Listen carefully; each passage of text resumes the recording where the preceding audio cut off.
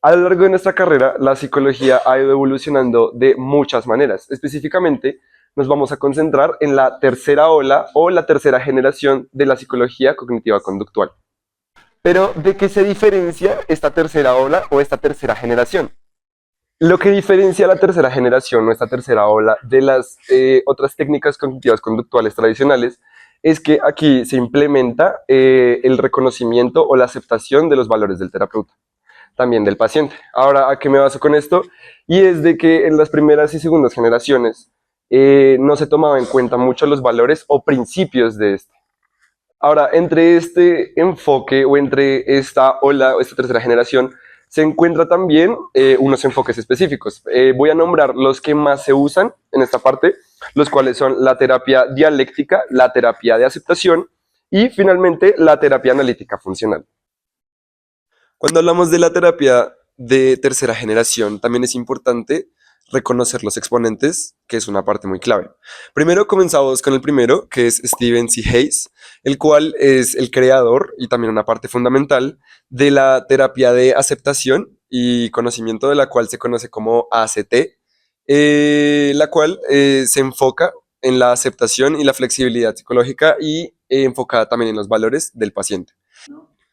Otro exponente que podemos reconocer que es un concepto clave es Marsha Linehan, la cual es pieza fundamental y creadora de la terapia dialéctica conductual, la cual se encarga de combinar dos conceptos clave, por así decirlo, el cual es aceptación y cambio, relacionado con el mindfulness, el cual está relacionado con el manejo o el control de las emociones. Por último, presentamos a los dos últimos exponentes, los cuales son Robert Kohlenberg y Maybe Tsai, los cuales son pieza fundamental y creadores de la terapia analítica funcional, también conocida como la FAP. Esta se utiliza como una herramienta terapéutica, dado que se utiliza con los patrones directamente sacados de la sesión. Preguntarán, ¿qué técnicas son las que se utilizan en esta generación? Bueno, les mostraremos 4 de estas, que son aceptación. Ustedes dirán, ¿qué influye esto en esta parte de las terapias cognitivo-conductuales de tercera generación? En la aceptación logramos que el consultante logre poder, con sus emociones o con lo que esté pasando a través de su vida, tratar de tomarlo o llevarlo de la mejor manera. Como por ejemplo, llegué tarde en Transmilenio y ya lo que puedo hacer, realmente lo que puedo hacer es aceptarlo y decir, ok, tendría que mejorar en esto en la siguiente ocasión para no perder el Transmilenio. En la siguiente encontramos difusión cognitiva. Se dirán qué es. Es la forma en la que podemos evitar o tratamos de alejar mediante habituación un pensamiento negativo. Como por ejemplo, me robaron el celular. Entonces, al momento de interiorizarlo, pensarlo y pensarlo más, hasta un punto donde uno diga como, ¡ay, qué fastidio! En ese punto, logramos que el paciente o el consultante logre tener un efecto de fusión cognitiva. Atención plena o mindfulness. Esto habla de estar presentes en el aquí y en el ahora emocionalmente. ¿Qué significa esto? Que mediante terapias de relajación y de respiración tratamos de poder interiorizar nuestras emociones sin reaccionar ante ellas.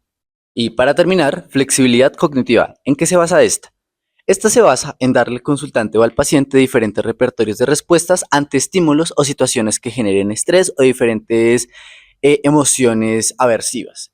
Como por ejemplo, ¿no les ha pasado que cuando van a un supermercado hay mucha fila y se estresan? Ahora imaginen el caso de una persona que sufra de problemas de ira. En este caso lo que haríamos en este tipo de técnica es enseñarle mediante este tipo de flexibilidad cómo controlar ese nivel de estrés y ese nivel de ira. Pero, ¿qué es lo que diferencia esta generación de las anteriores? La diferencia radica en que esta generación no solo reintegra las anteriores, sino que también las recontextualiza, dándoles un significado o una perspectiva más humanista, en donde ya no se trata simplemente de controlar el síntoma o de conceptualizarlo, sino de aceptarlo. Pero, ¿aceptarlo? Sí, aceptarlo. Esto resulta importante porque en la segunda generación el foco de atención era ejercer control sobre los síntomas de los pacientes por medio de técnicas como la modificación de conducta, la exposición o la reestructuración cognitiva. ¿Y el problema? En muchos casos, el proceso de controlar o reprimir estos pensamientos negativos era bastante tortuoso para los pacientes. En otros, en este mismo proceso de reprimirlos, no solo no les funcionaba y les generaba malestar, sino que existían casos en donde esto aumentaba esos pensamientos negativos y se volvían más fuertes. volviendo limitado el método. Es así como el objetivo no es que el paciente entienda el sufrimiento como un error o un defecto que debe corregir, sino más bien como algo inevitable de la vida, desarrollando flexibilidad cognitiva que le permita sentir, pensar y actuar de forma coherente, incluso cuando se siente mal. Es así como, para suerte de muchos, llega la tercera generación, en donde se le prestan más atención a lo emocional y a lo contextual y no solo a lo cognitivo o conductual. ¿Sabías que las emociones y los pensamientos juegan un rol muy importante en las tres generaciones de terapia cognitivo-conductual? Pues bien, cada generación tiene su enfoque y manejo frente a esto. Esto se centra más hacia lo que es la función que tiene la primera y segunda generación, que se encarga de modificar y eliminar aquellos pensamientos disfuncionales en la persona, mientras que la tercera generación busca la manera de transformar relacionando los pensamientos y emociones que tiene la persona. Esto a través de la aceptación y el desapego de aquellas experiencias, haciendo así que la persona, en vez de eliminar o modificarlos, lo vea a manera de enseñanza. ¿Cómo así? En ese sentido, se puede decir que lo ve como una reflexión de cómo no luchar todo el tiempo contra ellos o quedarse centrado en solo esa situación, sino que lo vea como una enseñanza. Esto gracias a la técnica del mindfulness, ayudando a que la persona vea los pensamientos y las emociones como una experimentación momentánea debido a la situación.